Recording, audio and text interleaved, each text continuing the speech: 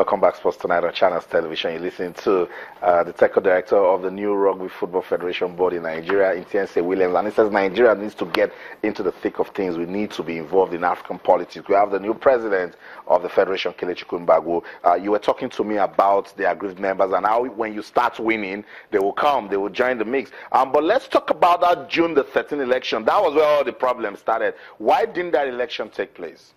Well, the election was scheduled like all the other elections, but on that day, we suddenly heard the news that the methodology for the elections were not clear. Somebody brought up a constitution that we were seeing for the first time, and, you know, nobody really knew what that was about.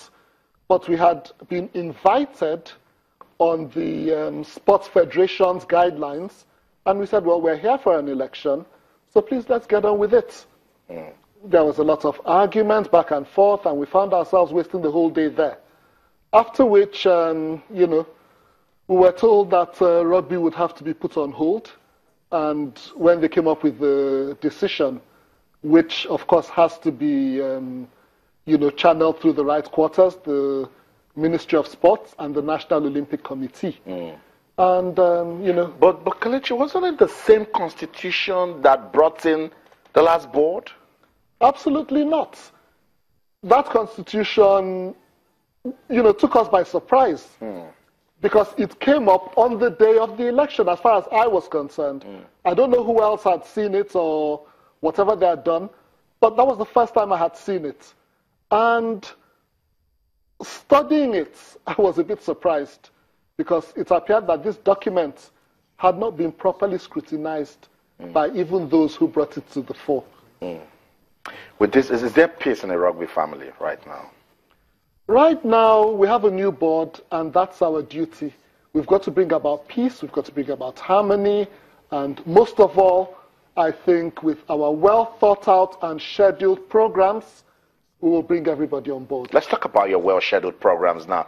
If you tell kids, go play rugby, their parents are going to say, no, it's a rough sport, don't play rugby. What are the plans to take rugby to the schools and then develop it at the grassroots? That is the key to our developments in with this new board. Schools rugby, women's rugby, and this idea didn't come from me, although I wish it did. A former England international who's of Nigerian origin, Dayo Adebayo, said to me, look, let us capitalize on our natural abilities and let's promote sevens rugby, which is easier on the eye, easier to understand, and our natural ability in Nigeria, our speed, our muscularity comes into focus there. So we are first and foremost going to focus on schools.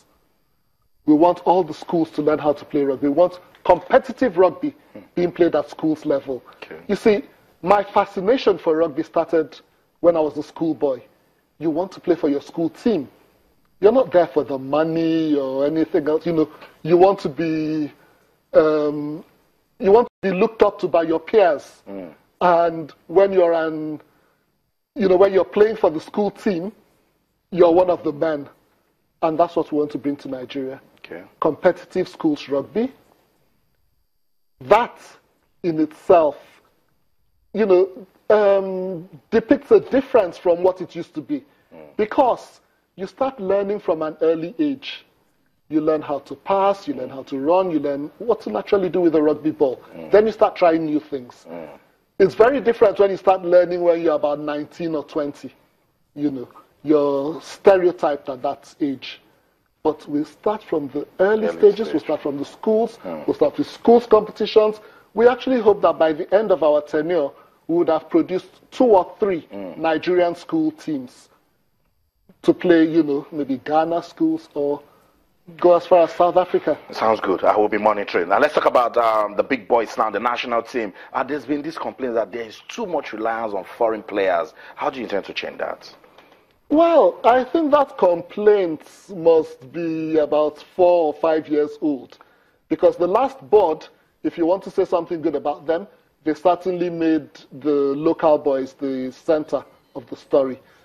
For me, the most important thing for us is to get the best players playing for Nigeria.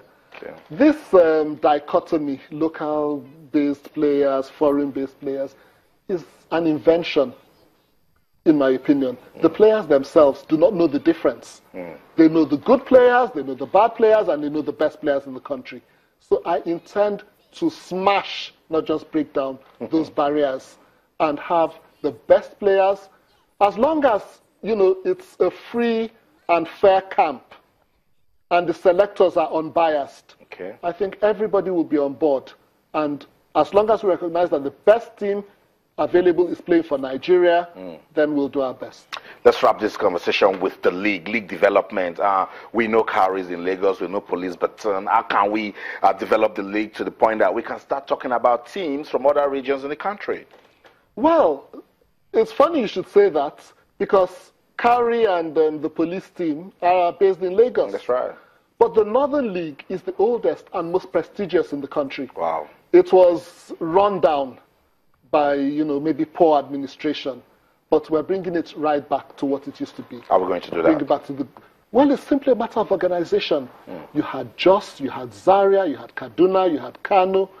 They used to travel to each location, home and away, and the matches themselves were practically carnivals.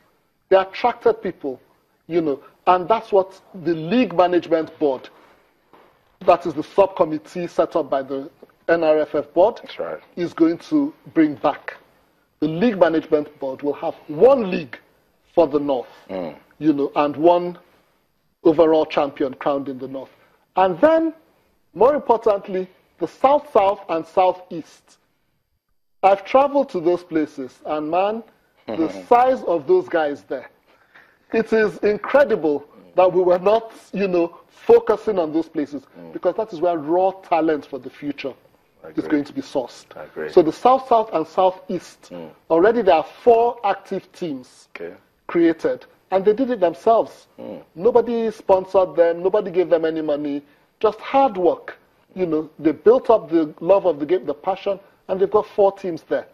I understand that Edo Rugby Club is coming back to life, and the South-South and South-East League will be a very vibrant part of the National League. So next time we want to crown the national champions, we'll have the Lagos League champions, we'll have the Northern champions, and we'll have the South-South and South-East champions. Sounds good. We'll be monitoring. I want to say thank you so much, Kelechi Kumbagu, for coming on the program. Thank you very And much all the for best. inviting me. All the best to you and your new board. That's it. Kelechi Kumbagu is the president of Nigeria Rugby Football Federation. We're taking a look at the development of the sports in the country. Rugby, it's not like rugby in Nigeria. Yes, there's rugby in this country. And with this new board, we're hoping that to get bigger and better, you will start giving it some following.